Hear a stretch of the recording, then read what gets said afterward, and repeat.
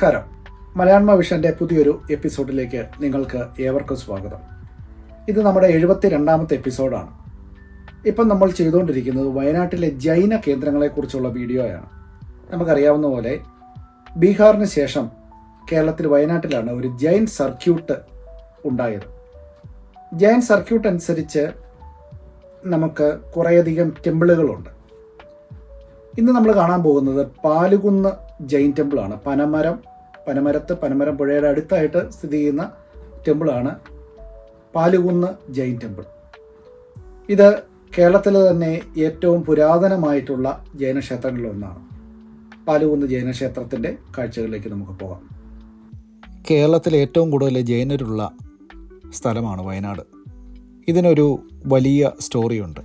ബീഹാറിലെ പാടലിപുത്രത്ത് നിന്ന് തൻ്റെ ഭരണകാലത്തിൻ്റെ അവസാനം സാമ്രാജ്യ സ്ഥാപകൻ ചന്ദ്രഗുപ്ത മൗര്യൻ 12,000 ശിഷ്യന്മാരോടും തൻ്റെ ഗുരുവായ ഭദ്രബാഹുവിനോടൊപ്പം കർണാടകത്തിലെ ചന്ദ്രഗിരിയിലേക്ക് വരികയാണ്. ശ്രാവണബെലഗോളയിലാണ് ചന്ദ്രഗിരി ഉള്ളത്. അവിടെ വരികയും അവിടെ അദ്ദേഹം ഒരു മുനിയായി, ജൈന മുനിയായി തൻ്റെ ജീവിതം സല്ലേഖന വ്രതത്തിലൂടെ അവസാനിപ്പിക്കുകയും അദ്ദേഹം മോക്ഷം പ്രാപിക്കുകയും ചെയ്തു എന്നാണ് ജൈനമത വിശ്വാസികൾ വിശ്വസിക്കുന്നത്. ഈ ശ്രാവണബെലഗോളയിൽ നിന്നും പിന്നീട് പലവിധ കാരണങ്ങളാൽ കർണാടകത്തോട് ചേർന്ന് കിടക്കുന്ന കേരളത്തിലെ പ്രദേശമായ വയനാട്ടിലേക്ക് കുടിയേറിയവരാണ് വയനാട്ടിലെ ജൈനമതക്കാർ. വയനാട്ടിൽ പലയിടങ്ങളിലായി നിരവധി ജൈനക്ഷേത്രങ്ങൾ ഉണ്ടായിരുന്നു. അതിൽ പലതും വനത്തിനുള്ളിലും അല്ലെങ്കിൽ മറ്റ് പലയിടങ്ങളിലൊക്കെ അജ്ഞാതമായി ഇപ്പോഴും കിടപ്പുണ്ട്. വയനാട്ടിലെ വനത്തിനുള്ളിൽ നിരവധി ജൈനക്ഷേത്രങ്ങൾ തകർന്നു കിടപ്പുണ്ട് എന്ന് ചരിത്രകാരന്മാർ രേഖപ്പെടുത്തിയിട്ടുണ്ട്. എന്നാൽ 2 വർഷങ്ങൾക്ക് മുമ്പ് വയനാട്ടിലെ ജൈന ക്ഷേത്രങ്ങളെയെല്ലാം കേന്ദ്രീകരിച്ച് ഒരു ജൈൻ സർക്യൂട്ട് രൂപീകരിക്കുകയുണ്ടായി. ഈ ക്ഷേത്രങ്ങളെല്ലാം തമ്മിലുള്ള ഒരു കണക്ഷൻ എന്നതാണ് ജൈൻ സർക്യൂട്ട് എന്നുകൊണ്ട് അർത്ഥമാക്കുന്നത്.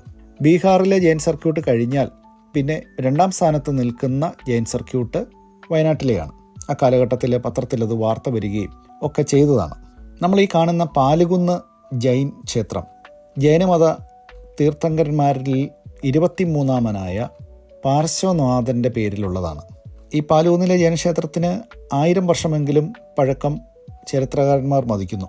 തന്നെയുമല്ല, ഈ പാലുകുന്നിലെ ജൈന പ്രതിഷ്ഠ, പാർശ്വനാഥൻ്റെ ജൈനപ്രതിഷ്ഠയാണ് വയനാട്ടിലെ ഏറ്റവും പഴക്കം ചെന്ന ജൈനപ്രതിഷ്ഠ എന്നും ചരിത്രകാരന്മാർ പറയുന്നുണ്ട്. പാർശ്വനാഥനെ തിരിച്ചറിയാൻ എളുപ്പമാണ്. ശിരസിൽ ഫണമുള്ള തീർത്ഥങ്കരനാണ് പാർശ്വനാഥൻ. ഈ ഫണങ്ങൾക്കും പ്രത്യേകതയുണ്ട്. 7 അതിലധികമോ ഫണമുള്ള ശിരസോടുകൂടിയ തീർത്ഥങ്കര രൂപമാണ് പാർശ്വനാഥൻ്റെ. ഇതുകൂടാതെ താമരയിൽ നിൽക്കുന്ന നിലയിൽ അല്ലെങ്കിൽ കായോത്സർഗ രീതിയിൽ നിൽക്കുന്ന നിലയിലും പാർശ്വനാഥൻ്റെ ശില്പങ്ങൾ അല്ലെങ്കിൽ വിഗ്രഹങ്ങൾ രാജ്യത്തുടനീളം കാണാം. BC 7-8 നൂറ്റാണ്ടിൽ അല്ലെങ്കിൽ കൃത്യമായി പറയുകയാണെങ്കിൽ BC 872 വാരണാസിയിൽ അശ്വസേനൻ്റെയും വാമദേവിയുടെയും മകനായി, ഇവർ ഇരുവരും രാജകുടുംബാംഗങ്ങളാണ്. അശ്വസേനൻ രാജാവാണ്, ഇക്ഷ്വാകു വംശത്തിൽപ്പെട്ട രാജാവാണ്. ജനിച്ച ആളാണ് പാർശ്വനാഥൻ. 22ാമത്തെ തീർത്ഥങ്കരനായ നേമിനാഥന് ശേഷമാണ് പാർശ്വനാഥൻ ജനിക്കുന്നത്. 100 വർഷക്കാലം അദ്ദേഹം ജീവിച്ചു. അതായത് BC 772 അദ്ദേഹം മരിക്കുന്നത്. മഹാവീരൻ ജനിക്കുന്നതിന് 273 വർഷങ്ങൾക്ക് മുമ്പാണ് ഈ സംഭവം നടക്കുക. അവസാനത്തെ തീർത്ഥങ്കരൻ മഹാവീരനാണെന്ന് നമുക്കറിയാം. രാജ്യത്തുടനീളം പ്രതിഷ്ഠയുള്ള പാർശ്വനാഥന് കേരളത്തിൽ പ്രതിഷ്ഠയുള്ള ക്ഷേത്രങ്ങളിലൊന്നാണ് പാലുകുന്ന് ജൈന ക്ഷേത്രം. 30ാമത്തെ വയസ്സിലാണ് പാർശ്വനാഥ സ്വാമിക്ക് സർവജ്ഞാനം ലഭിക്കുന്നത്. 84 ദിവസത്തെ ധ്യാനം വഴി അദ്ദേഹം തൻ്റെ കേവലജ്ഞാനം നേടുകയും അതിനുശേഷം അദ്ദേഹം ഏതാണ്ട് 70 വർഷക്കാലം ജൈനമത പ്രചരണത്തിനായി ചെലവഴിക്കുകയും ചെയ്തു. 70 വർഷത്തെ തൻ്റെ ജൈനമത പ്രചാരണത്തിന് ശേഷം അദ്ദേഹം മോക്ഷം പ്രാപിക്കുകയും ശിഖർജി അല്ലെങ്കിൽ സമ്മേദ് ശിഖര എന്ന് പറയുന്ന സ്ഥലത്താണ് അദ്ദേഹത്തിൻ്റെ മോക്ഷം അദ്ദേഹത്തിന് ലഭിക്കുന്നത്. മോക്ഷം എന്നുകൊണ്ട് ഉദ്ദേശിക്കുന്നത് ജനന മരണങ്ങളിൽ നിന്നും ലഭിക്കുന്ന മോചനം എന്നതാണ്. ജൈന പാരമ്പര്യം അനുസരിച്ച് അവർക്ക് ഏറ്റവും പ്രധാനപ്പെട്ട അവരുടെ ജീവിതത്തിലെ ഒരു മേഖലയാണിത്. ഈ പർവ്വതം ഇപ്പോൾ സ്ഥിതി ചെയ്യുന്നത് ഇന്ത്യൻ സംസ്ഥാനമായ ജാർഖണ്ഡിലാണ്. അദ്ദേഹം നിർവ്വാണ ലഭിക്കുന്നത് ഇവിടെ വെച്ചാണ്.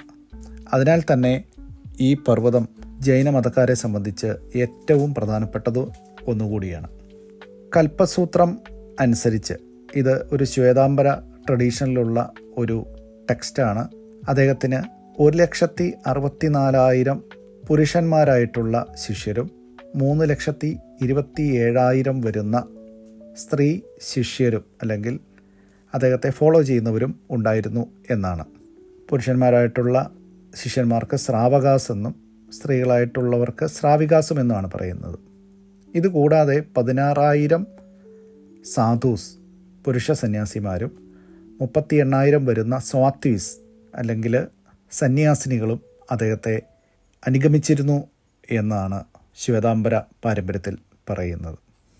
ജൈനമതത്തിൻ്റെ ബീഹാറിലെ ആരംഭത്തിന് ശേഷം അതിൻ്റെ വളർച്ച ഏറ്റവും ഇങ്ങേയറ്റത്തെ സംസ്ഥാനമായ കേരളത്തിൽ വന്നു എന്നുള്ളതിൻ്റെ ജീവിക്കുന്ന തെളിവാണ് പാലുകുന്ന് ജൈനക്ഷേത്രം. കേരളത്തിലെ ഏറ്റവും പഴയകാല ജൈനക്ഷേത്രങ്ങളിൽ ഒന്നാണ് വയനാട്ടിലെ പനമരത്തിന് അടുത്ത് 4 കിലോമീറ്ററിനുള്ളിൽ സ്ഥിതി ചെയ്യുന്ന പാർശ്വനാഥ് ദിഗംബര ജൈനക്ഷേത്രം. പനമരം പുഴയോട് ചേർന്നാണ് ഈ ജൈനക്ഷേത്രം സ്ഥിതി ചെയ്യുന്നത്. ഇവിടെ നിത്യപൂജ നടക്കുന്ന ക്ഷേത്രമാണ്. ഒപ്പം ജൈനരുടെ വിശേഷ ദിവസങ്ങളിൽ ഇവിടെ പ്രത്യേക പൂജ നടക്കുന്നുമുണ്ട്. പാലുകുന്ന ജൈനക്ഷേത്രത്തെക്കുറിച്ചുള്ള ഈ വീഡിയോ നിങ്ങൾക്ക് ഇഷ്ടമായെന്ന് വിചാരിക്കുന്നു. ജൈൻ സർക്യൂട്ടിൽപ്പെട്ട അടുത്ത ഒരു ക്ഷേത്രവുമായി അടുത്തയാഴ്ച കാണുന്നത് വരെ ബൈ.